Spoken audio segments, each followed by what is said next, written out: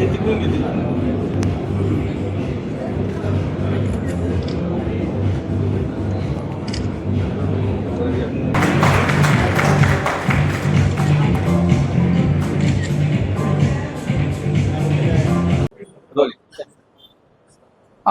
बुलढाणा अर्बनचा जळगाव शाखेचं आम्ही स्वतःच्या जागामध्ये स्थानांतरण केलेलं आहे आणि आज आपली सभासद संख्या ही 17 ते 18 लाखाच्या दरम्यान आणि जळगाव विभागामध्ये 30 शाखा आहेत, 1000 कोटीचा व्यवसाय आहे आणि बुलढाणा अर्बनचा एकंदरीत व्यवसाय हा 26,500 कोटीचा आहे।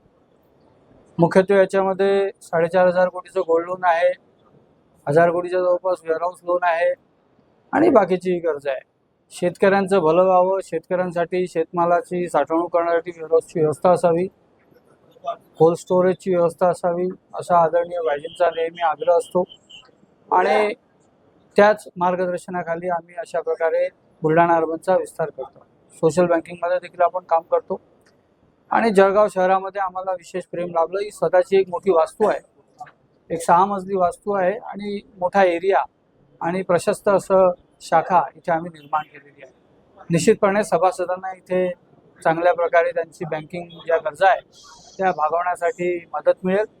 लॉकर असू द्या, RTGS, NEFT किंवा रेग्युलर बँकिंगच्या ज्या काही सोयी आहेत, इंटरनेट बँकिंग, त्या सगळ्या आमच्या बुलढाणा अर्बनच्या या शाखेमध्ये उपलब्ध आहे आणि इतरही सगळ्या शाखेमध्ये उपलब्ध आहे। 483 शाखांचा विस्तार झालेला आहे। 4 राज्यामध्ये आम्ही कार्यान्वित आहोत आणि मला वाटते आता नवीन जागेमध्ये आल्यावर निश्चितपणे आमचं जे बँकिंगचा व्यवसाय, सोशल बँकिंगचं काम आहे, वेअरहाऊसचं काम आहे, कोल्ड स्टोरेजचं काम आहे, गोल्ड लोन आहे, या सगळ्या गोष्टींमध्ये मोठ्या भर पडेल आणि मी सगळ्या जळगावच्या आणि आसपासच्या सभासदांना आवाहन करतो या शाखेमध्ये यावं, इथे बँकिंगचा व्यवसाय करावा आणि सभासदांनी बुलढाणा अर्बनचा मोठ्या प्रमाणावर लाभ घ्यावा। बुलढाणा अर्बनची त्यामध्ये प्रगती आहे आणि सभासदांचं हित हे आम्ही जोपासतोय। निश्चितपणे मी सगळ्यांना पुन्हा एकदा या स्थानांतरासाठी आमच्या इथे आपण आलात त्याबद्दल मी त्यांनाही धन्यवाद देतो आणि मीडियालाही धन्यवाद करतो।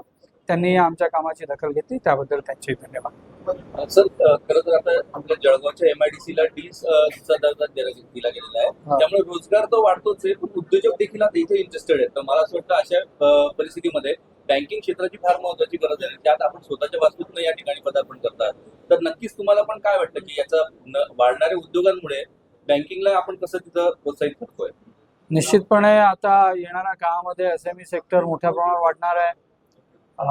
जागतिक बदलांना सामोरे आपल्याला जावं लागणार आहे आणि त्यासाठी बँकिंग पतपुरवठा हा महत्त्वाचा भाग असतो। फायनान्स शिवाय कोणताही व्यवसाय चालू शकत नाही आणि स्ट्रीमलाईन फायनान्सिंग हे महत्त्वपूर्ण, फॅक्टराइज फायनान्सिंग हे महत्त्वपूर्ण विषय आहे आणि त्यामुळे निश्चितपणे बँकिंग क्षेत्राचा प्रत्येक क्षेत्राशी बँकिंग क्षेत्र जुळलेलं आहे आणि उद्योग तर महत्त्वपूर्ण क्षेत्र आहे, मॅन्युफॅक्चरिंग महत्त्वपूर्ण क्षेत्र आहे। त्यामुळे निश्चितच MIDCत येणाऱ्या उद्योगांना पतपुरवठ्यासाठी बुलढाणा अर्बन संस्थेचा लाभ होणार।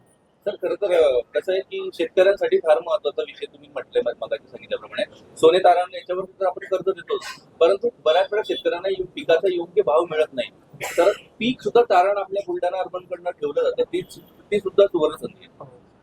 निश्चितपणे 460च्या वर वेअरहाऊसेस आहे, 20च्या जवळपास कोल्ड स्टोरेज आहे आणि शेतमालाला चांगला भाव मिळावा।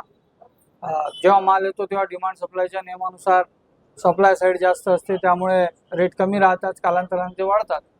तर त्यासाठी वेअरहाऊसमध्ये त्यांनी स्टोरेज केलं पाहिजे, पण त्यांना गरजही असते त्यावेळेस पैशाची, त्यामुळे त्यांना पतपुरवठा देखील झाला पाहिजे। हा दृष्टिकोन समोर ठेवून वेअरहाऊसची मोठी शृंखला आम्ही तयार केलेली आहे। कोल्ड स्टोरेज जवळपास आपल्याकडे 20 आहे आणि गोल्ड लोनच्या सहाय्याने त्यांना जे सुरुवातीच्या काळात जो फंडिंग लागते पेरणी करण्यासाठी, खतासाठी, बियाण्यांसाठी, ते देखील आपण उपलब्ध करू शकतो। त्यामुळे निश्चितच शेतकऱ्यांना मोठा फायदा या सगळ्यांच्या माध्यमातून। थँक्यू।